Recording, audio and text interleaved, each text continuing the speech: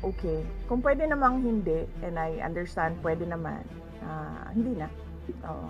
Kasi baka ma-intimidate lang sila lahat sa presence ko doon.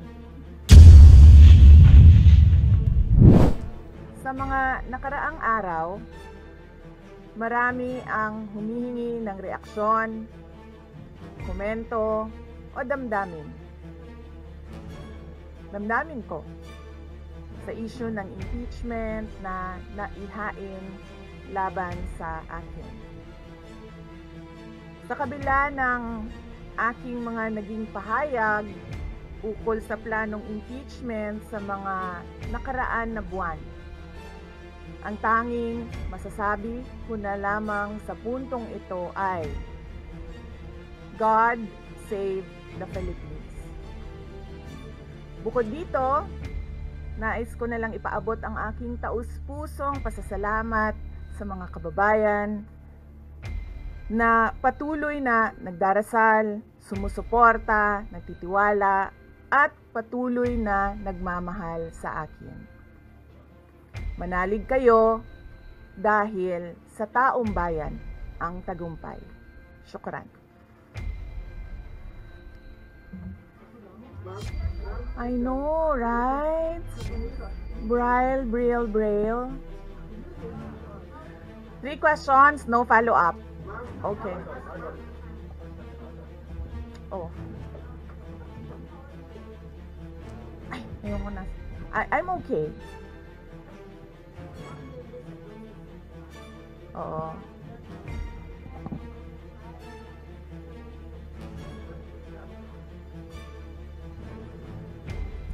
Sabi kasi, hindi ito lang daw basahin ko.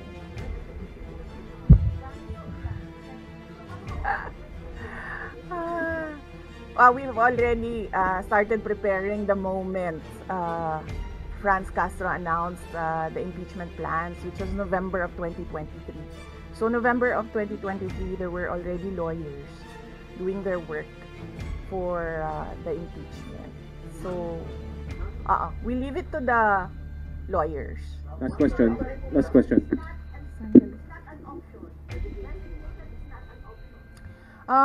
Wala pa tayo doon, ma'am. Masyado pang malayo yung mga ganyan na mga bagay. Nandun pa lang tayo sa pagbabasa ng actually, ma'am, wala pa tayo doon dahil yung mga abogado lang yung nagtatrabaho. Hindi ko talaga alam kung anong ginagawa nila. But I have a meeting with them. Last question, please. Fred. I do not want to answer that question. Next. I do not want to answer that question. Yes, ma'am.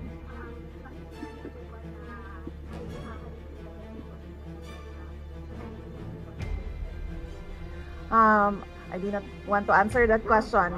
Last question.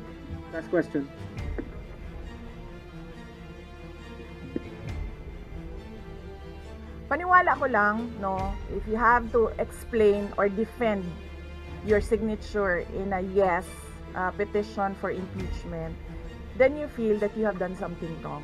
Kasi kung wala ka namang ginawang mali, bakit mo i-defend yung pirma mo? Thank so you. Yun yung paniwala ko. Ma'am, naniniwala po ba kayo na may gumalaw po for the may gumalaw po na parang money? I do not want to answer that question. Yes.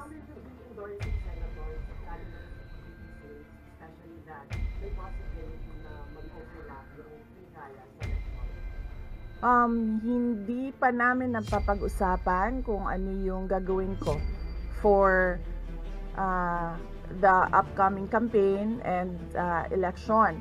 Pero nasabi ko na noon na patuloy yung trabaho namin, and isa sa mga trabaho namin ay gusto namin tumulong sa Commission on Elections in voter education, particularly yung wag mo ibenta yung boto mo, wag gumamit ng dahas during campaign and election day, yung mga ganon. Ma'am, paano nyo lang po sa ating mga kababayan na nagagamit po ngayon sa ating bansa?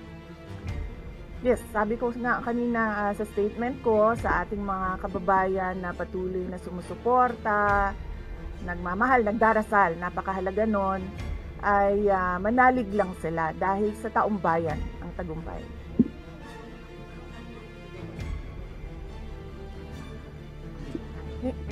Nanong naa ka diri sa Manila na taga Davao man ka? Thank you, OVP Media. Yes sir.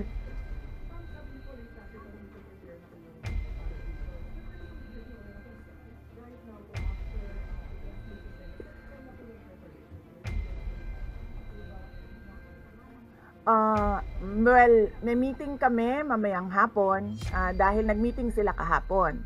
Hindi ako sumali, so merong briefing, legal briefing mamaya ang mga lawyers.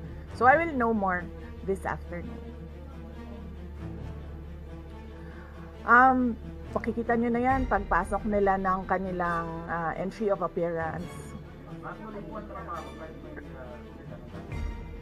Yes sir, opo. Kakatapos lang po ng planning conference ng Office of the Vice President. So we did it last Tuesday, Wednesday, and Thursday para po sa 2025 and 2026.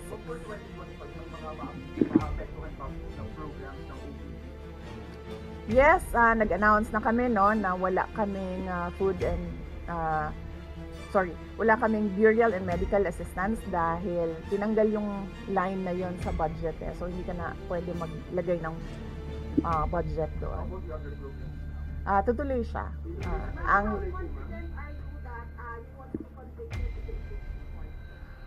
Wala pa tayo, masyadong pang malayo yan ma'am.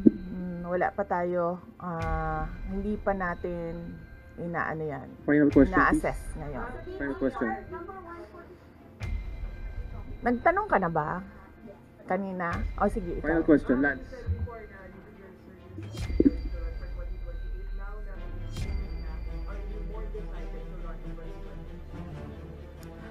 Okay. So, wala pa tayo dyan. Wala pa tayo dyan. But, nasabi ko naman di ba? Paulit-ulit kung we are seriously considering that. But it's difficult to decide without numbers. So, kailangan malaman yung surveys and numbers. Sa next year pa yun. Oo. Sir, nagtanong ka na? Sir. Kyodo Yes, News, sir. Ron.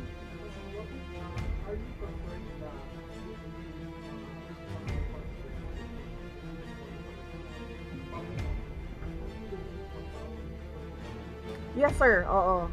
Alam ko po yung penalties ng impeachment. And the moment na nag-resign ako sa Department of Education, before ako nag-resign sa Department of Education, pinag-isipan ko na lahat yan. Sir. Masasabi ninyo na lalo pa kayong nainganyo na ituloy ang pagtakbo sa 2020 presidential election? Nasagot ko na ata yung kanina sa question ni Sir na nakaitim. Sir. Number one in the articles of impeachment was your assassination threat to the president. I did not make an assassination threat to the president. Sila lang nagsasabi niyan. Sila lang nagsasabi may assassination. Sila nagsasabi may assassin, may gunman. Next po, GDB. Not say that. Wala.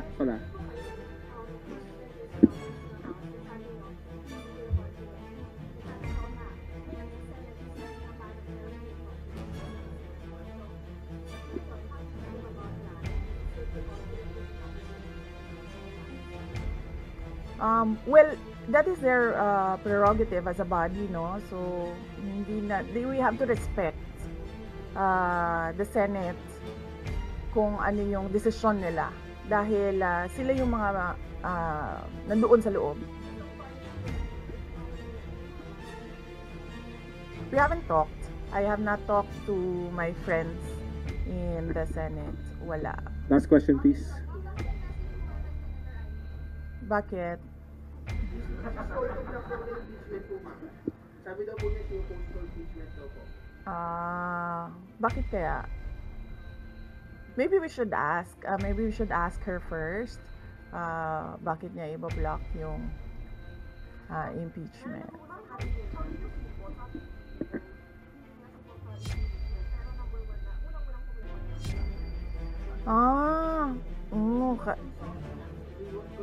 Kasi sabi, ito lang daw basahin ko. Yan, ang daming nagbabantay sa gilid. Usap niyo na ba yung father niyo after your interview? Wala pa. But nagpadala ako ng message through sa kanyang assistant, and sinabi ko na, ano ba sinabi ko? Hindi ko maalala. I think I said everything will be alright. Yun ata ang sinabi ko. His reply was a song. MacArthur's Park. So, nagpadala siya ng video na kumakanta siya. Hindi ko pa nabasa, ma'am, yung complaint, but I understand lahat ng mga complaints na na-file sa House of Representatives nabasa na ng mga lawyers.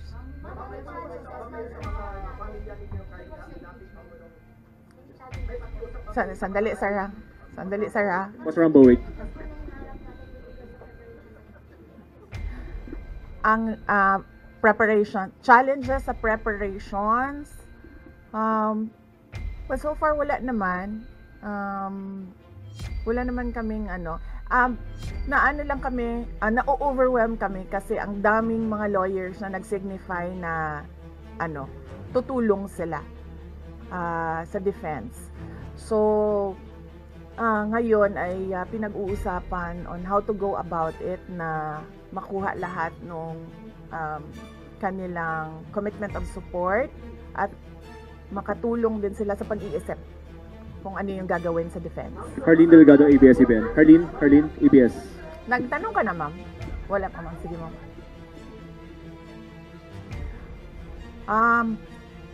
Sabihan ko na lang sila na mag-announce na sila kung gusto na nila mag-announce. Pero yung father niyo kasama ka rin? Kasi sabi niyo before, your father would be helping on board. Well, he is welcome. He is a lawyer.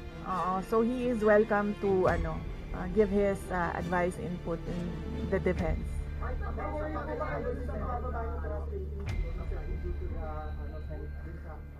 I will not answer that question. Yes, I'm sorry. Yes. Yes. So what happened was nag-indefinite leave siya, and then she was admitted to the hospital doon sa Davao City na hospital siya, and then discharge siya ng mga doctors with ulitin ko. Si Yusek Zulaika Lopez, nag-indefinite leave siya after nung sa veterans hospital admission niya. Umuwi siya Davao, and then na-hospitalize siya doon. And then sabi ng doctors niya, we will discharge you but you have to come back ngayon ata, February, for further tests. And then bumalik siya for one day dito. Nung January, bumalik siya for one day dito sa Office of the Vice President, and she said na mag-leave siya for 2 months. And then I said yes, take the time that you need for your health. And then after a week, bumalik siya. Nung January, after a week, bumalik siya dito, and then she said, hindi ako mag-leave. So sabi ko, okay, welcome back. Meron ba pakikipag-usap sa sila po yung nag-rally against para Hindi pa po kami nagkausap ng INC, sir, pero nagpapasalamat po ako sa INC at sa buong sambayanan sa kanilang pananawagan ng kapayapaan. Ma'am, kumusta po ang staff ng Nagtanong ka na, sir? Rapasin. Hindi ko masabi yan ngayon, sir. Wala pa kami dyan. Miss Iz. Nagtanong ka na, ma'am, wala pa. Miss Iz.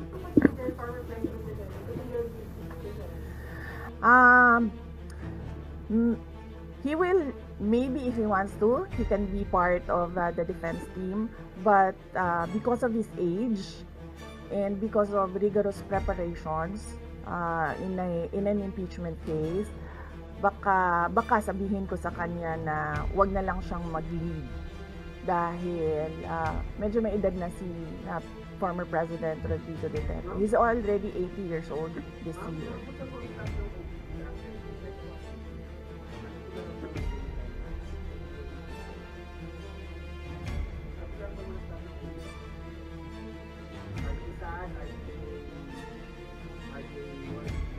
Hindi ko alam pinagtatawanan lang nila ako dito sa gilid kasi hindi daw ako sumunod. Sabi, basahin lang daw talaga ito. Ha? Okay. Kung pwede namang hindi, and I understand, pwede naman. Hindi na. Oo. Kasi baka ma-intimidate lang sila lahat sa presence ko doon. Magkano po ba kayo parang tulak ang pag-audit, lalo na po sa mga pag-iisipan natin na ginagamit ang pera ng pondo ng gobyerno para ipagtakso pagkakaroon? Hindi ko na muna sagutin yung tanong na yan ngayon, ma'am. Doon muna tayo sa God Save the Philippines. Ika, Reuters. Or is the reporters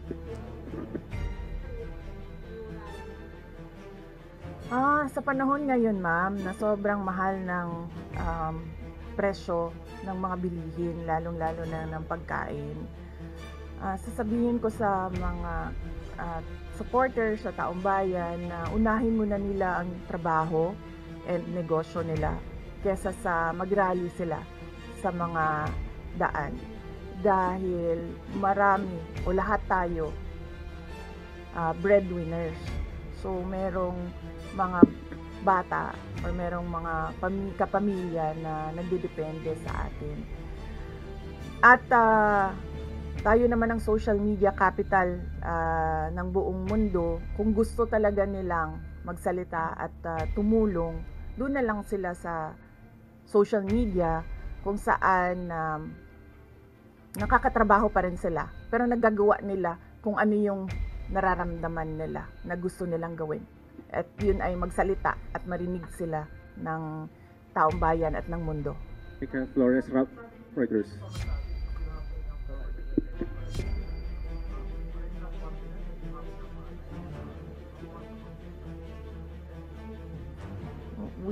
Hindi ko pa naisip yan, sir.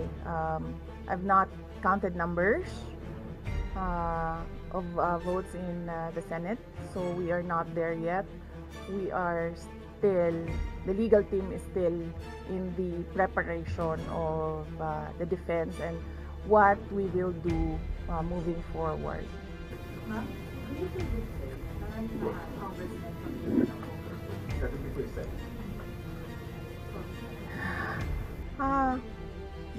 Do I feel betrayed?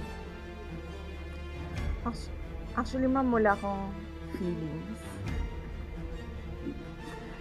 Wala akong feelings about it.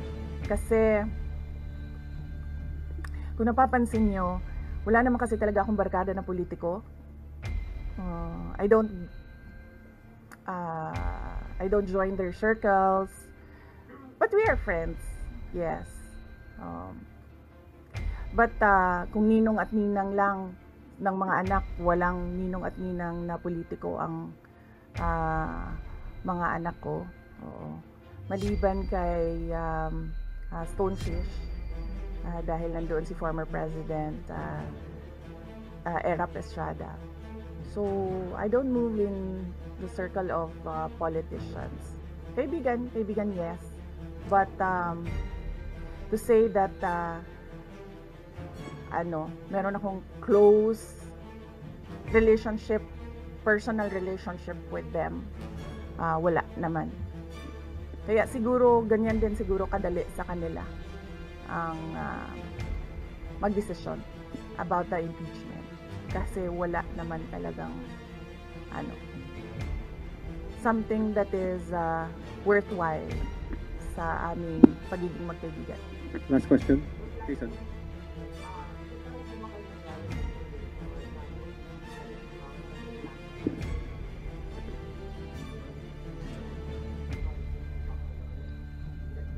Yes. Oo. Si JC. Si JC.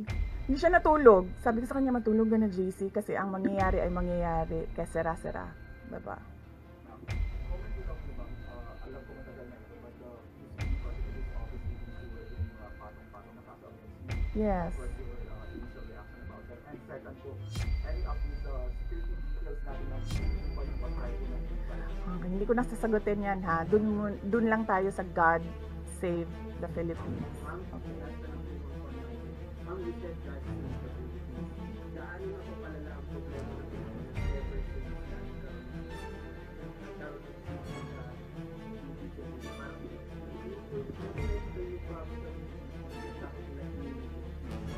Gaano kalala ang Pilipinas na pag-iwanan na tayo ng panahon at ng ating mga kapitbahay dito sa region at napag-iwanan na tayo ng mundo. Malala siya since na nagkaroon ako ng understanding. Kasi 1990s, tapos 1990s magulo, well sa amin magulo sa Mindanao, and then ngayon nagbabadya ang gulo sa Mindanao. So parang wala namang nagbago.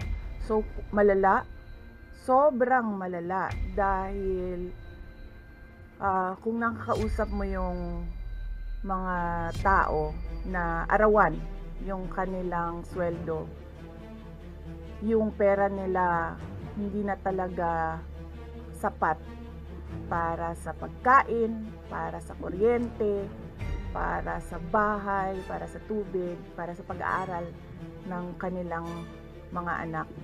At kung basehan natin yung pag-alis ng mga Pilipino sa sarili nilang bansa ay sobrang malala dahil sobrang dami ng ating mga kababayan ang pumupunta, nakikipagsapalaran sa ibang bansa dahil wala silang makita na pag-asa, wala silang makita na oportunidad dito sa ating bayan. Kaya parang nakakaawa na tayo dito sa loob at nakakahiya yung estado natin kapag iniligay mo siya in a global stage na kung saan pinapanood tayo ng ibang mga lahi at ibang mga bansa. And because of that, tapos na tayo. Diba? Maraming Thank you. salamat Thank you, sa oras Salamat. ninyo. Magandang umaga. Oh yeah. Yes, happy Valley. Oh, basing on the palakpak ng mga kasamahan ko sa Office of the Vice President, okay naman sila.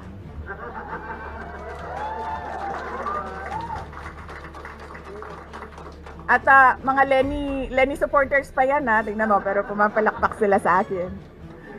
No, ano Valentine's? Yes, Valentine's. Alam nyo, mas masakit pa ang maiwanan ng boyfriend o girlfriend kesa ma-impeach ka ng House of Representatives.